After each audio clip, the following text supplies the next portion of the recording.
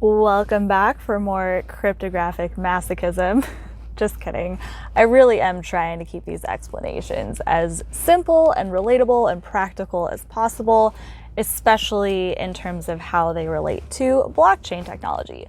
So let's talk about hashing algorithms or hashing. And this is something I already addressed a bit in the What is Blockchain video on the landing page of this website.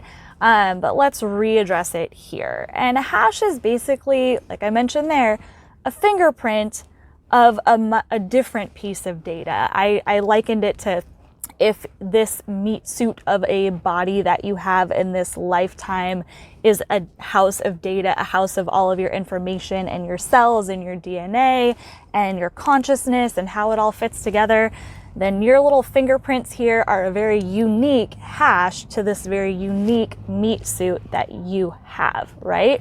So a blockchain operates in a very similar way in terms of how the blockchain is built. And this hashing algorithm is a form of cryptography, which is why it's in this section.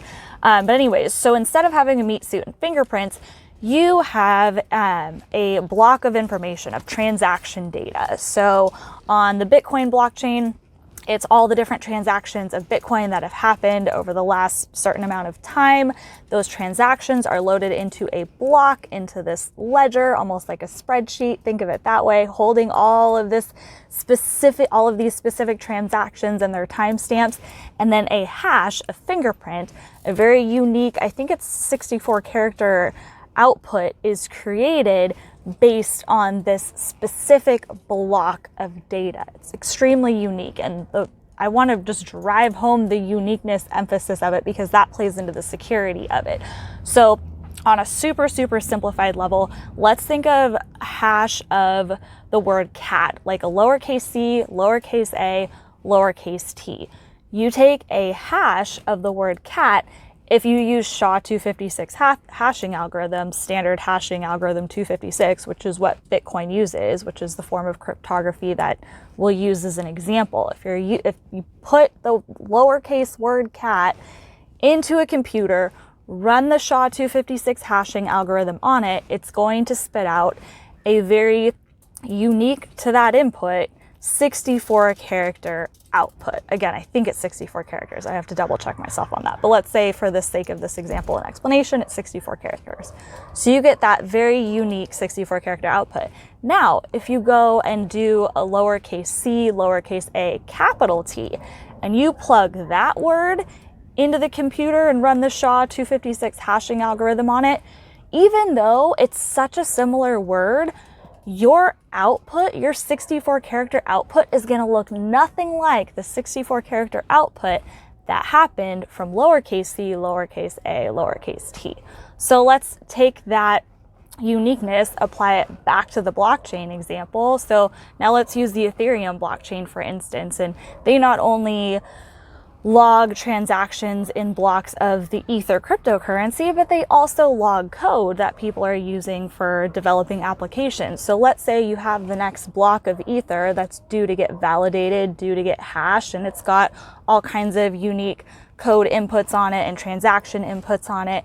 And that hash is taken of the Ethereum block, that next Ethereum block, and that very unique output, that very unique hash is created.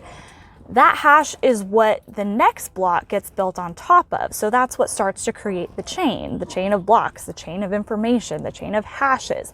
So here's the cool thing about the security of this type of hashing cryptography, is that if a malicious actor, some bad person, wants to go in to a block that was validated and hashed, a week ago, a month ago, a year ago, they want to go in and falsify something and say, hey, instead of sending me, 2 Ether, this person really sent me 200 Ether, and wahaha. When they go to change that 2 from a 200 in their benefit, in their favor, and then that it completely changes the hash of that block.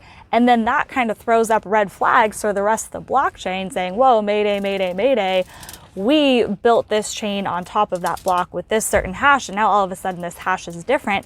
That is an automatic indicator of fraud, which is one of the reasons that makes blockchain such a beautiful and relatively secure, or designed to be high integrity and secure system for keeping track of not only currency transactions, but just about anything that runs off of code, which is just about anything that, you know, our world runs on these days.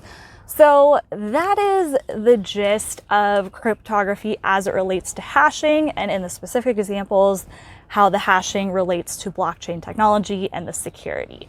So I hope this was helpful and that enough of it sunk in. If there's any more points of clarification that you'd like to see, go ahead and leave some comments and we can go over that more later. But either way, I hope you understand it better than you did before you watch this video. Bye.